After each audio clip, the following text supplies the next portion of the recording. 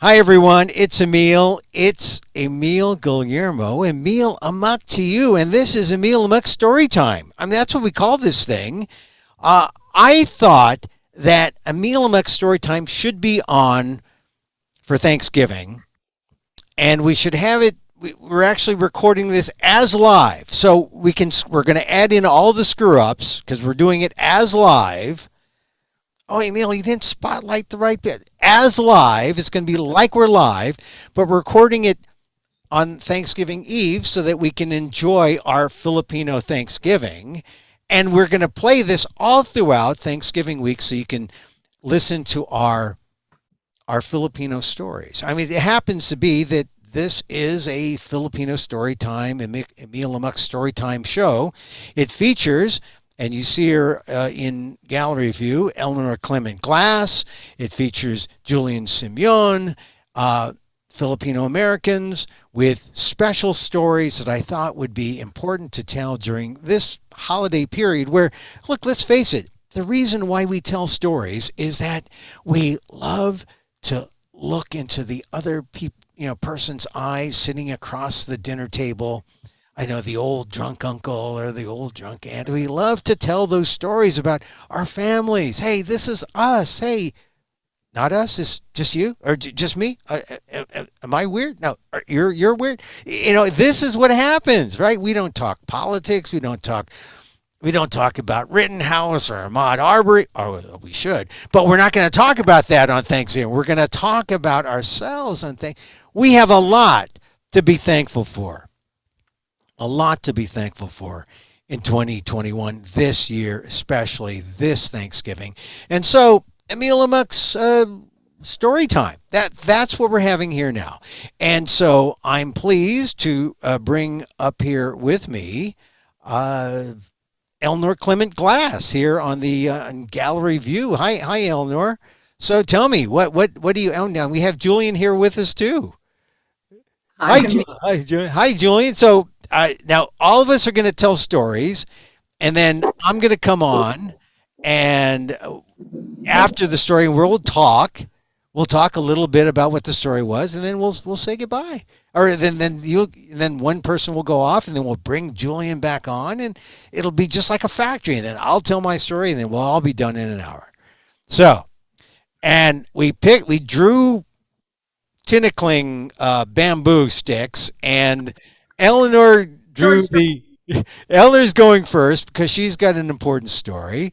So, Eleanor, the story's called Mother's Day, Mother's Way. And so, with that, let's hear from Eleanor Clement Glass. And let me take away my view so that it's just you there. Okay. And there you go. Eleanor, thank you for being here. And please, Okay. the floor is yours. I don't know if I'm on the screen. Oh, you're on the screen. You Okay. are on speaker. Okay, great. Thank you. Thanks, Emil.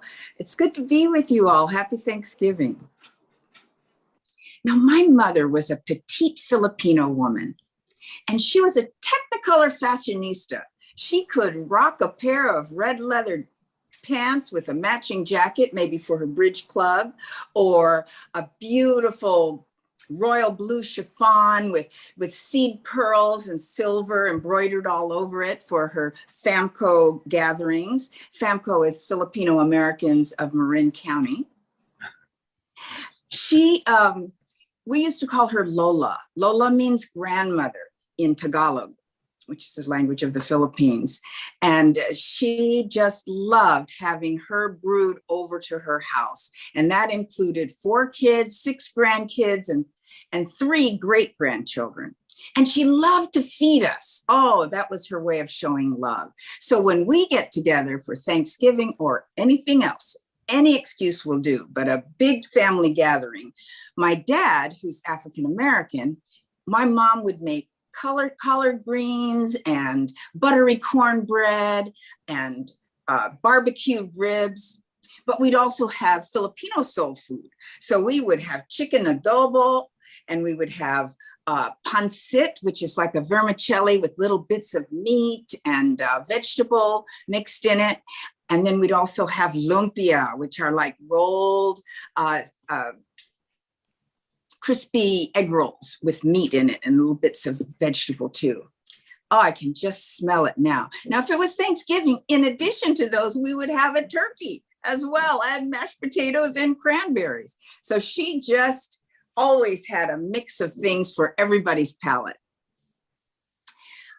One Mother's Day, when we all came over to her house, she started handing out her 4 kids. I'm the eldest, and then I have 2 brothers and a sister. As we all came in with our families, she handed us Post-its, colored Post-its, like lemon yellow and fluorescent lime green or deep turquoise or ruby red. And we would get 2 or 3 of these, and we were wondering what they were for. She said, well, these are for games, for the game I have for us. Well, we loved games. Any family gathering was a steady stream of jokes and relentless teasing and games, and a lot of trash talking during games. Well, we took our Post-its and we all took our places all around the living room with all the kids on the floor, waiting expectantly for Lola to explain the game. She came in and said, now you all know I do not want you to fight when I die. Oh, Lola. No, I'm serious. I want you to take the Post-it and put your name and put it on anything that you like. Well, just then, my brother Carl, not so surreptitiously, started tossing his Post-its at my brother Ray, and that started an instantaneous Post-it war. So we were all throwing Post-its around, and my sister was going, la, la, la, la, la, la, la. We were in no uncertain terms telling her that if that was the game, we were out. We could not imagine talking about her dying. Well, she took her little slipper off and she hit my brother Carl's arm and she said, you're bastos. You're bad. And then my sister looked at her and she said, you're bastos too. And she looked like she was going to pop her on the arm too. She put her slipper back on and she just quietly started picking up all the Post-its and putting them in our hands. She said, now, you know that your father and Aunt Flo were very close when they were growing up, just like you. But then when Granny and Papa died, they both went back to Philadelphia to sell the house and do all the business. And they had words. And do you know, after that, they never spoke one word to each other again. Now, this was my mother's greatest fear, not having a close family. And she was not going to have it. So she looked at each of us and she said, I want you to write your name on a Post-it. You put it on anything that you want in the house, except if I promised it to you. Now, I know what was promised to me. It was this beautiful black lacquer and gold bar that had inlaid figures of Japanese figures and scenes. They had gotten it when they were in the Philippines. My dad was in the service, so they went on, were assigned in the Philippines and went to Hong Kong. And that's where she bought this beautiful bar that had little intricate folding cabinets and drawers. It was beautiful, and it was mine. The irony is my mother doesn't drink at all, and I rarely drink, but we love that beautiful bar. So everyone knew what was promised to each other. Then she said, if 2 people or more put their names on the same one, we'll put those in a basket and I will pick it. And that's who will get it. And you don't have to fight when I'm gone. Well, we just looked at each other and thought, is this really happening? This is not something and she just said, ready, set, go. And we just jumped up and started running all over the house, writing Post-its and putting them on things, much to the cheering and of all of our families. My daughter said, Mom, put a Post-it on the Ming tree. Now, my mom made beautiful Ming trees, which were like little individual bonsai trees with gorgeous gems on them.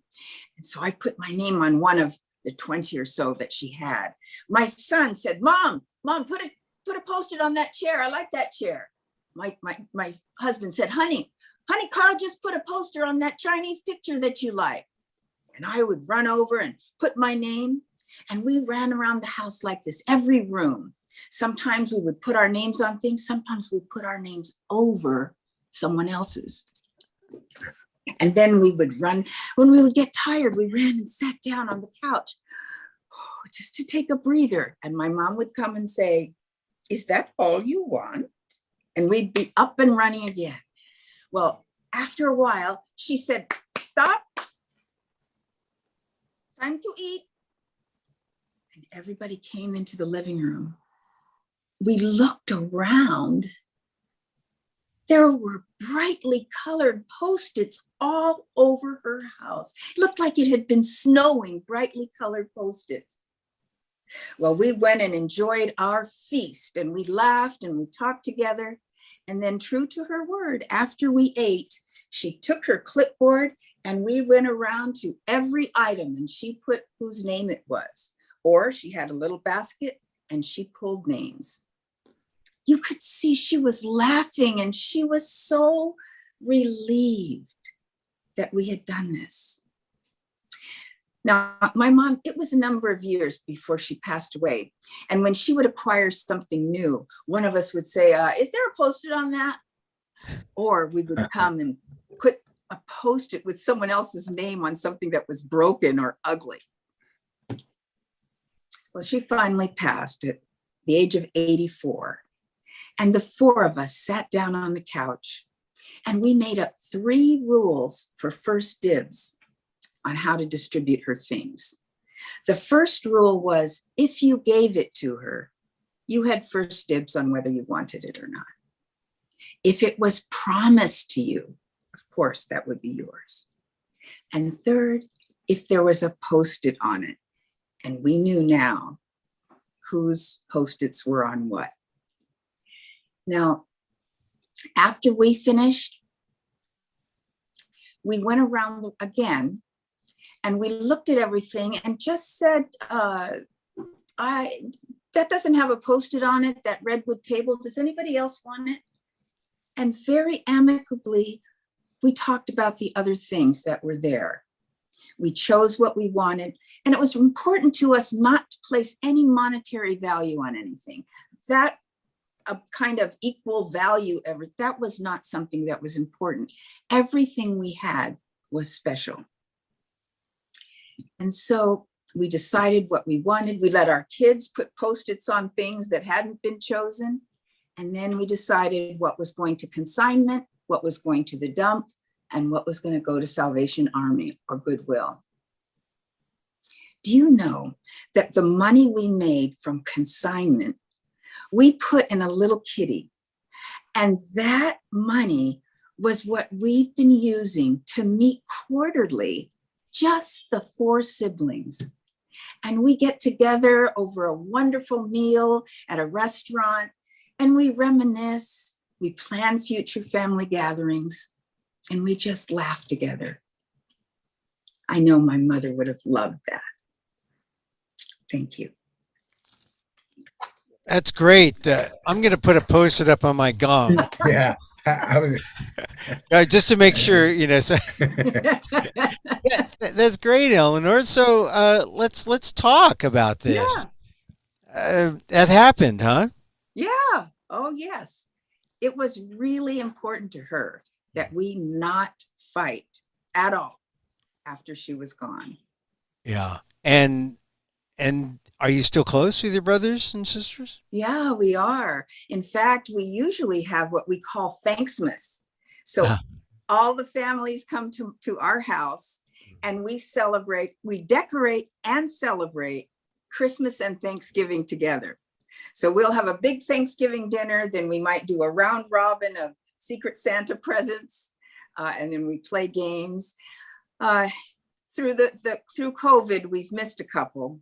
Yeah. But this year, one of the families is coming to our house tomorrow, and I'm looking forward to it, even masked and tested and boosted up. Thanksmas, huh? Thanksmas. And you have family all over the country, or are they in the Bay Area primarily? Really lucky that we're all close. Yeah, I live in Oakland. My brother Carl and his family live in San Jose, and my brother Ray and sister Donna live in Marin County. So we're able to get together. My sister and I see each other almost every month. Yeah, yeah. And so when you put together this story, any thoughts about, well, I'm going to offend somebody, or I'm going to, I got to make sure that I kind of gloss things over a bit, or what do you think? Well, in this particular story, it's so indelible in all of our minds. We know the Post-it story that I thought people would enjoy hearing it. Yeah. And I think that my mom would have liked that we're telling this story now. Even now, as I get ready, pull papers together for our own final papers, my sister, my daughter and my son say, and when are we going to do the Post-its? So we'll probably do that ritual again. Yeah. So when you get together at the big holiday meal, I mean, there's still stuff to talk about. Does anyone say, "Oh, I really wish I got that instead," or I wish I'd given you this? And anyone? Well, not so much, but what some people will say, they'll bring a present and have a Post-it on it, and it might be. Like this year, I have a present of the four of us, and I'm going to put a Post-it with everybody's name on it. So we'll do something like that. Or something that's really ugly that's in the Secret Santa, and it'll have somebody's name on it. So we'll play around with it. But no, I think everybody is pretty happy with the special remembrances that we have from my mom's home. Yeah. Well, I appreciate the story. One last question, though. I say that sometimes we get together at these family gatherings, we tell stories. Do you think there's going to be, I don't know, do you think someone's going to reveal something, or stories will be shared or told tomorrow when you get together on Thanksgiving? Or what do you think? Well, there's always, my brother Carl and I are about 19 months apart. And then there was another 12 and 14 years before Donna and Ray were born. So what's funny is we'll remember something and are just always astounded at the different memories that people have of it. Or they may not have a memory at all of something Carl and I experienced. So that's always fun. There's always a little bit of a layering on any story that brings something new to light.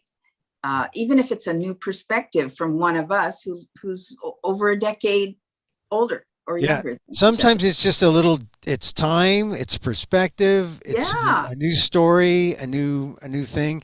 Well, listen, Eleanor, thank you very much. And I will include ways that people can get in touch or see stories. And I hope they enjoyed our kickoff story here on Emil Amok's Takeout. Thank you, Eleanor. Thanks, Emil. Eleanor Clement Glass. Thank you, Eleanor. And now it's Julian Simeon. And Julian, you are my god brother. I really like so that. This does not count as nepotism. It does not count as nepotism. No. It's we share a godmother. I've been calling you my cousin for all these years. I know. I like godbrother much better. It really speaks to our relationship. Yeah, it is. I think so. It's God, because we got Godfather somewhere. He's somewhere, and let's see. I'm gonna put Eleanor.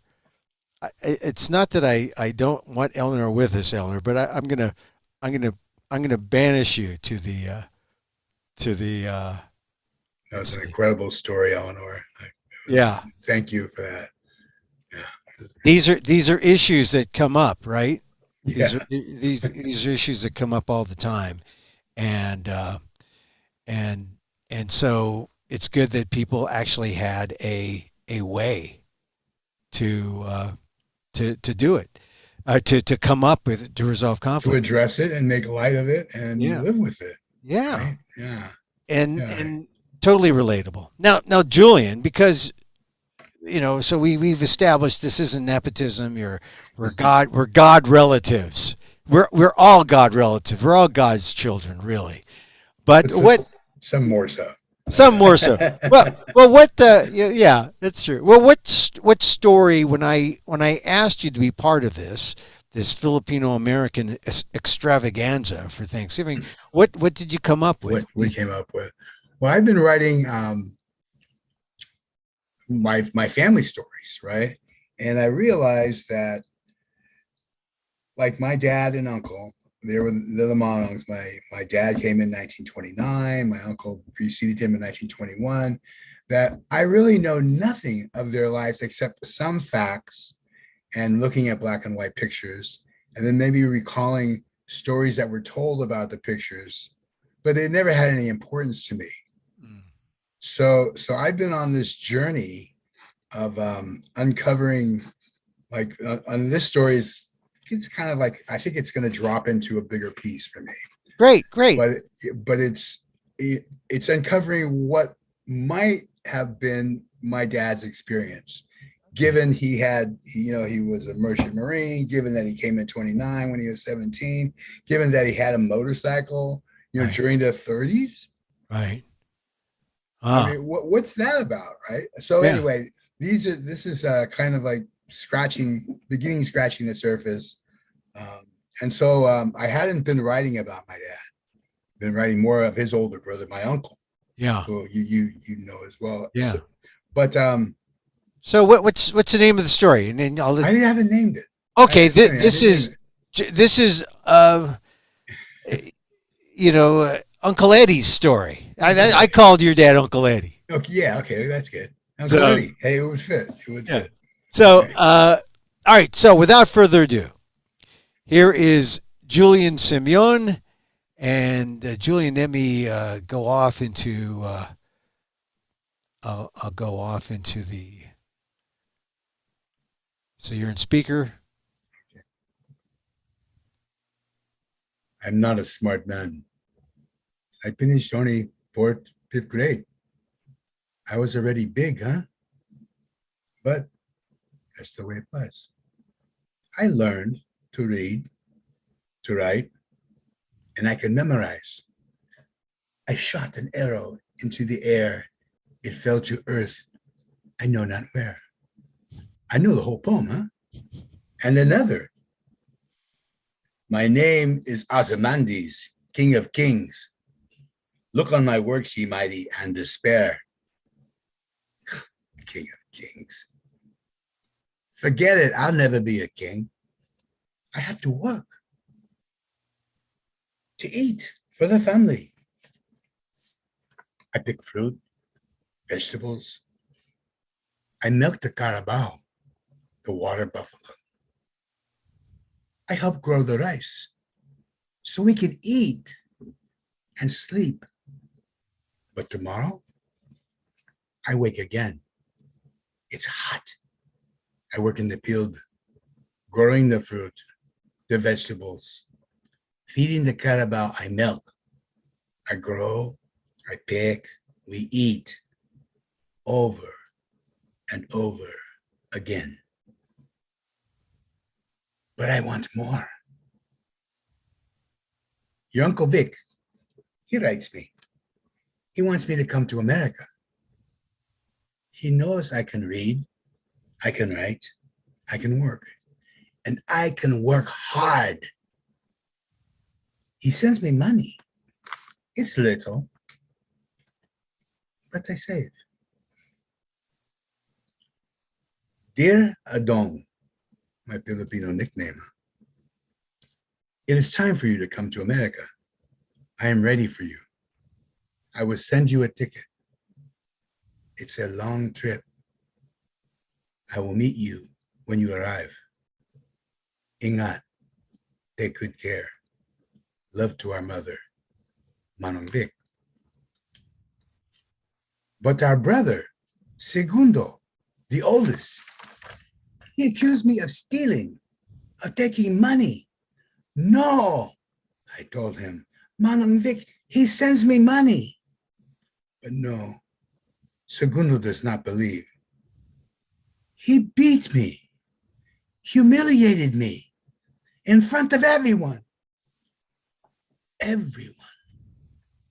Me not yet a man. He a full-grown man. He shamed me. I hate him. Want to kill him.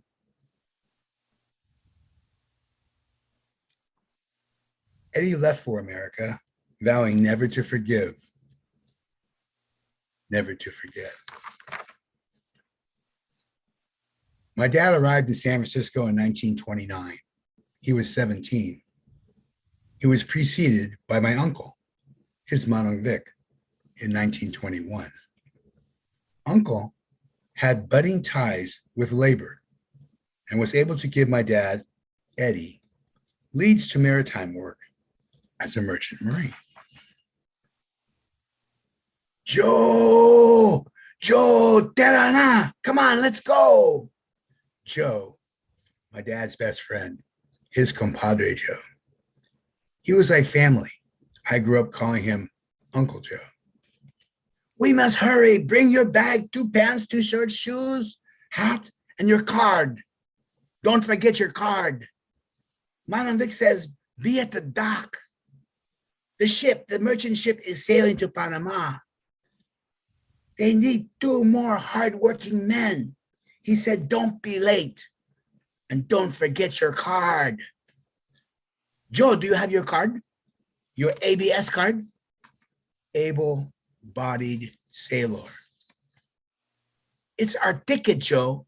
No picking fruits for us. No hot, dusty fields. We're sailing south. We'll work hard. Storing bananas, loading coffee, loading, unloading, whatever they want. Work. Stamp my card. Oh, Eddie and the ports, huh? We'll go drinking. We'll go dancing. Those Latin girls, huh? Filipinito. Es muy bonito. Dad smiled when he told those stories. A glint in his eyes, a hint of younger days.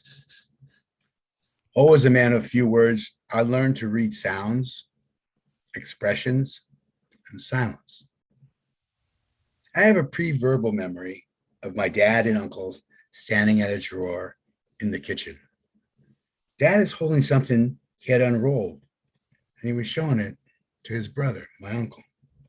Both are admiring what they see. Magandang babae yon. Wow, she's good looking. They gave you this at work? Nice calendar. Too bad you can't hang it. Lorraine, my mom, would never allow. Too bad, sayang. Then Dad rolled it up tight, put a rubber band around it, placed it in the third drawer in the kitchen. First chance, I went straight to the third drawer, opened it, and found the rolled up object of their admiration. It was a pinup girl in a red bathing suit. Pretty. The newly lithographed calendar oozed seduction, firing my olfactory senses. I wanted to scratch sniff. Hearing movement, I clumsily rolled up the calendar and shoved it back into the drawer. Caught in the act of Mom's stern voice. What have you got there? Busted. Mom's ire drew the attention of both my dad and my uncle. Their exchange of words, sounds, expressions. Punyemas, Eddie. Look what you're teaching your son. What? To appreciate a picture? Lorraine, it's a calendar. I don't care. Take it away. Uncle remained silent, but I could read both he and Dad smiling like, oh, good. He likes girls. I was a young teen sitting shotgun riding with my dad. A small group of girls were walking on Mission Street. I rolled down the window and called out, "Hey, baby!" Innocent expression of raging hormones. Dad chuckled. "So, you know about that now, huh?" End of conversation. As if, whew, birds and bee talk, done, complete, check. A few years later, in a solemn tone, Dad said to me, "Don't ever date white girls. They'll end up calling you monkey." There was lingering pain in his eyes, in his voice. I never followed up with any questions. No leads for him to say more. Wow, Julian. I mean, I've been following your storytelling now for some time, and always growth, always more literary, always more, the moments you pick. And I know this is going to be a bigger story, huh? Probably. Yeah, I feel that. The longer arc. This is just a moment of a longer arc. I'll tell you, I always saw your dad as he fished, he rode motorcycles, he was a doer. He was active. My dad was slightly more sedentary, and that's what 30 pounds of weight would do. But I enjoyed that story, and there were some secrets there, some family secrets revealed, some God family story secrets revealed there. Yeah, Godfather stories. Yeah. Well, I mean, Yeah. my Uncle Eddie, I did not know about my Uncle Eddie. And the correspondence between him and Uncle Vic, who I knew, but I did not know Segundo. Did Segundo stay in the He Philippines? stayed in the Philippines. Yeah. Yeah. Isn't that funny? Like when I went back to the Philippines once, I've been to the Philippines once to go back to see my family's parents, or my my parents' families. And I always feel like they look at my mom, my dad, they're the lucky ones. They were able to come to America. And I see the ones who stayed, and they're like, this is our fate. We stayed.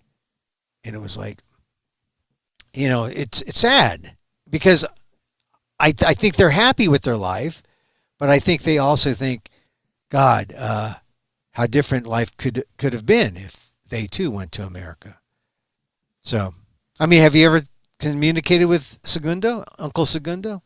Well, he's long passed. I remember meeting him. He came here, and I remember, because like all this was a secret that only was disclosed to me in my dad's later years.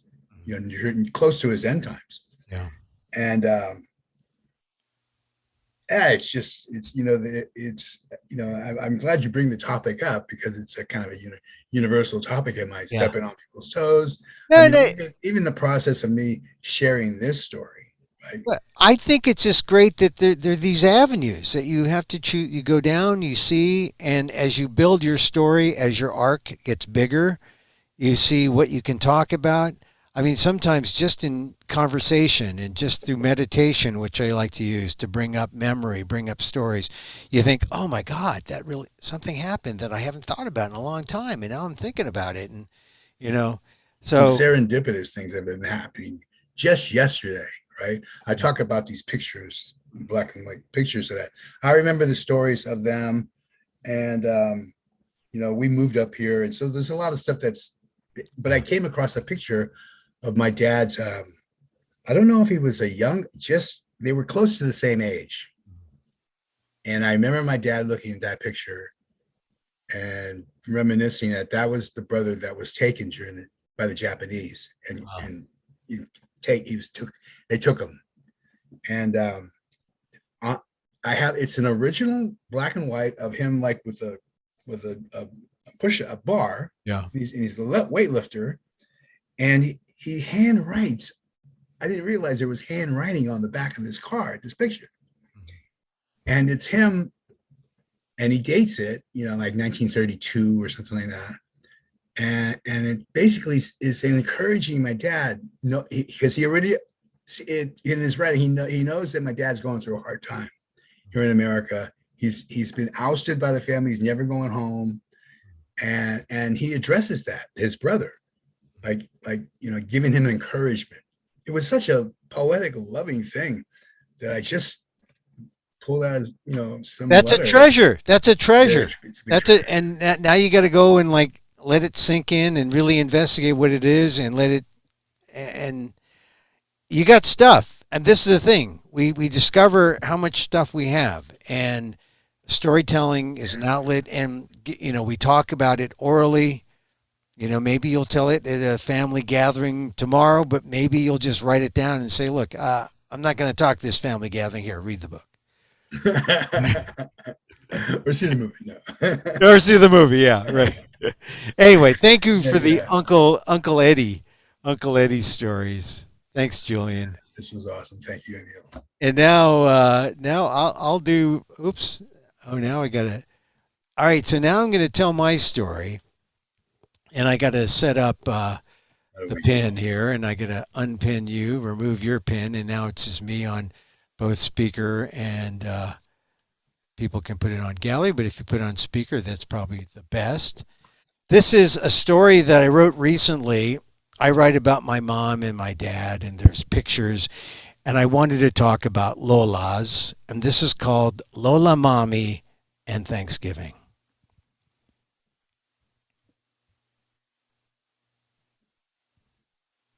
I'm a Filipino boy in America in need of a Lola. L-O-L-A, Lola. Love, love, lovely Lola. Oh, but not like the King's Lola. More like Marcos's Lola, the Duterte Lola, the Filipino Lola, my Lola. I never really had one. It's only because of distance. The Philippines was just a place in the imagination. And that's how I imagined my Lola, the sepia-toned Lola, sepia. The black and white photo with the brownish tinge, a photograph of her is all we got. She was Lola Titang. Tea and Tang, my two favorite things. I love tea, I love tang. I liked Ovaltine too, but she was not Lola Ovaltine. Though she was the color of Ovaltine from the photograph, that sepia tone turned everything into a vintage light brown. In the photograph, Lola Titang wore a lace mantilla and glasses. She looked like my mom. So I saw my mom as both Lola and Mommy. Double duty. She had to make 2 batches of everything. Cookies, lumpia, everything. 2. The one she made, and the better batch, the one that only a Lola could make. That was kind of unfair, I thought. It was a small photograph, and whenever I thought of Granny, I thought of, naturally, Granny Goose, like the potato chips, which is different from Mother Goose, I guess. Granny Goose would be the mother of Mother Goose. The goose with the fairy tales. But what happened to the chips? And who had the little girls who would grow and have me for a son, and who would be there to love someone like me, someone like a granny, like a Lola? These are just the random thoughts of a Lola-less child. At 7, the age I prefer to dwell as I consider my earliest memories and my first thoughts as a Filipino-American born here. I was born here, but I was more like my parents than I thought. If I thought they were different from other parents, we had something in common. Our Lola-lessness. Other kids at school would have 1, sometimes 2, sometimes 4. There was something greater than grandma? Yes, there was. They're grandmas, moms. And I would see those kids dote on those old people who doted back. It was one big dote fest. And all I had was my mom. And she was busy enough to be Mom and Lola. Too busy. It was just unfair. And what about Lolo? Oh, well, he was in the picture too, wearing a barong Tagalog, the white shirt, the see-through shirt that made you look like a ghost, especially if you're wearing it with a white t-shirt. Lolo Bano for Urbano. No just the Bano.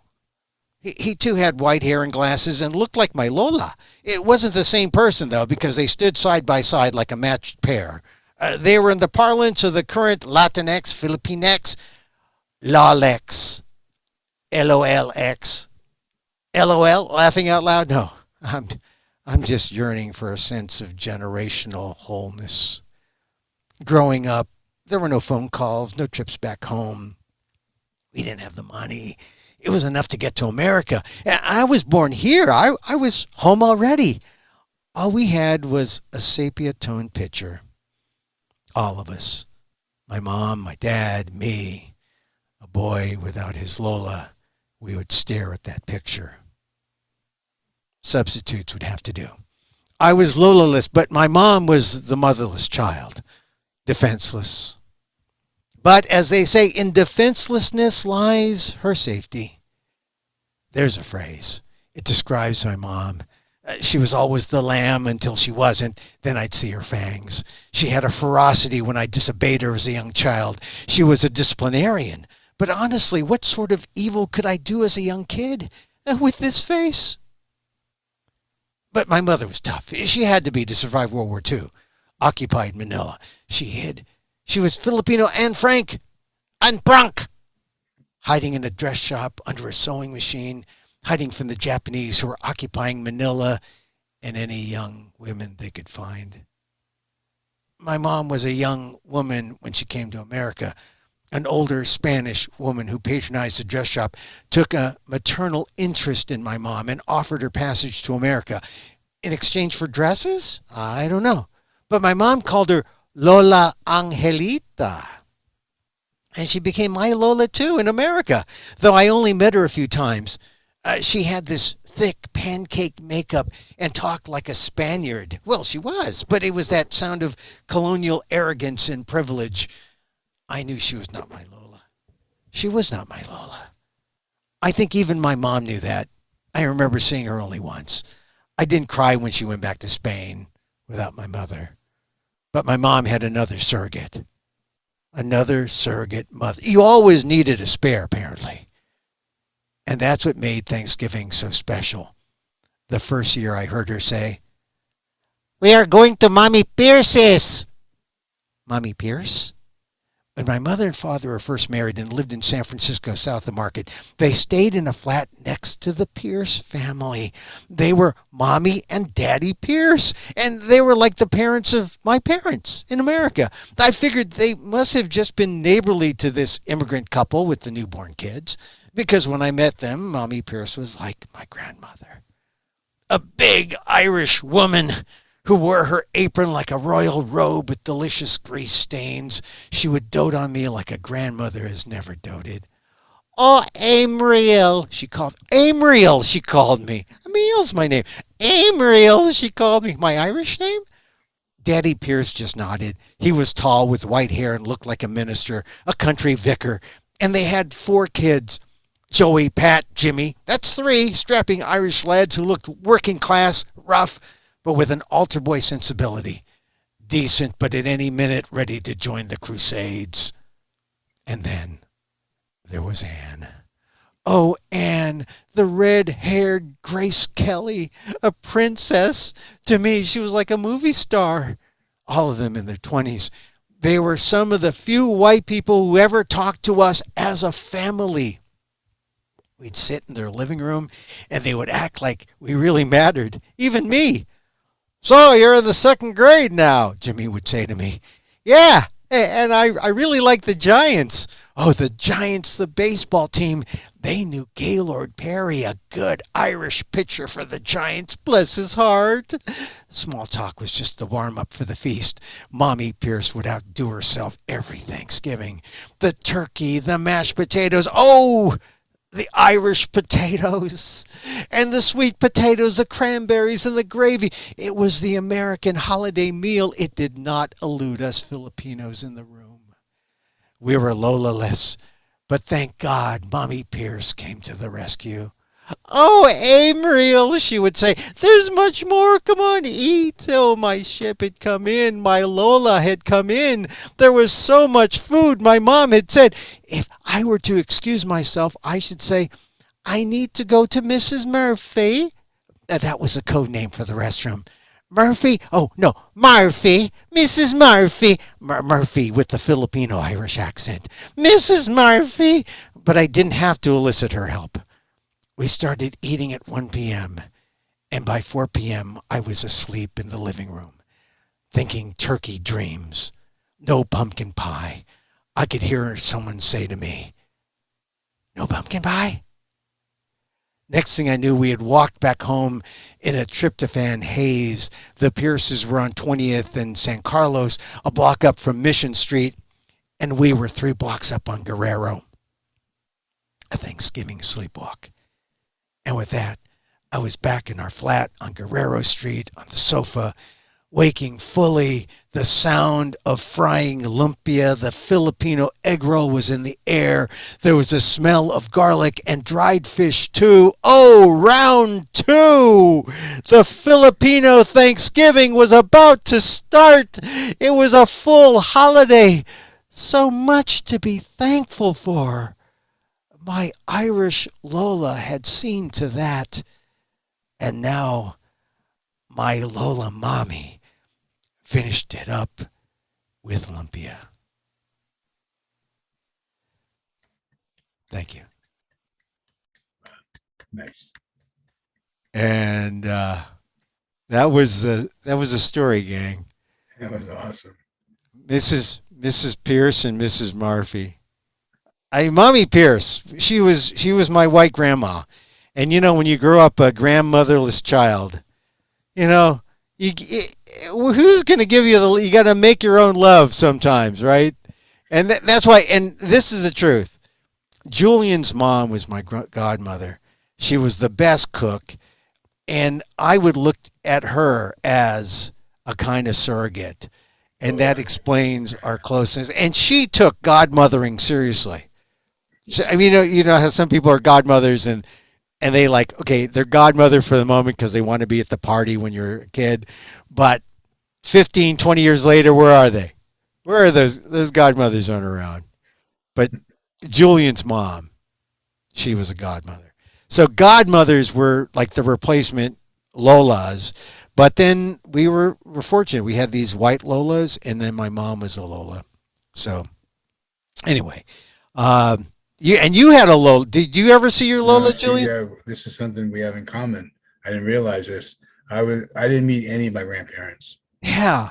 See, it is a loss, I think, or void. Yeah. Void, and it was by distance. Yeah, your mom and your dad is like only is a couple years younger than mine, with the same generation, and same thing. You know, they come here, their parents are there, they never see them. Now, Eleanor, I know you saw your grandma, right? You got a grandma. I did on my father's side. Ah. But I'll tell you a little story about my Lola, my Filipino Lola, my mother's mother. My mother left the Philippines when she was just 18, and she never saw her mother again. Oh, yeah. She never was able to see her. Yeah. When we left my dad's assignment in Thailand, we went through the Philippines on the way back. And it was the first time my brother and sisters and I had been in the Philippines. So I was 14, and we stayed at my aunt's house. There, the little bedroom where I was staying goes right into the living room, and then you go down the hall to the bathroom. Well, I got up in the middle of the night, and I stumbled into the living room, and I felt this wash of warmth, love. When I looked over, in this rocking chair, there was a profile of a woman, and she turned to me, and I just felt this intense feeling.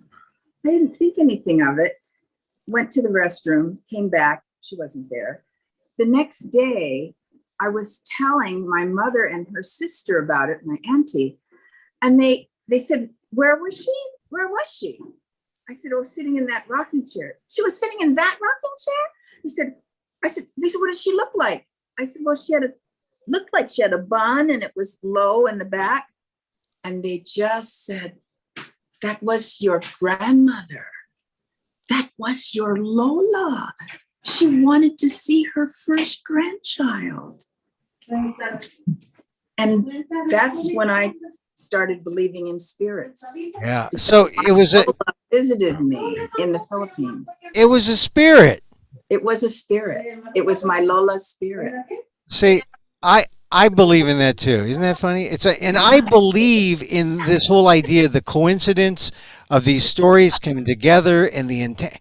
You know, we create these intentions are things that are there, and you know they come together for a reason. So listen, I said this would last less than an hour, and we're at about 50. We're at 50 minutes. I appreciate both of you, and Thank you. I hope you come back again. We'll do more Emil Amok story time. Have a great Thanksgiving to all of you, and Julian, thank you, and tell more stories.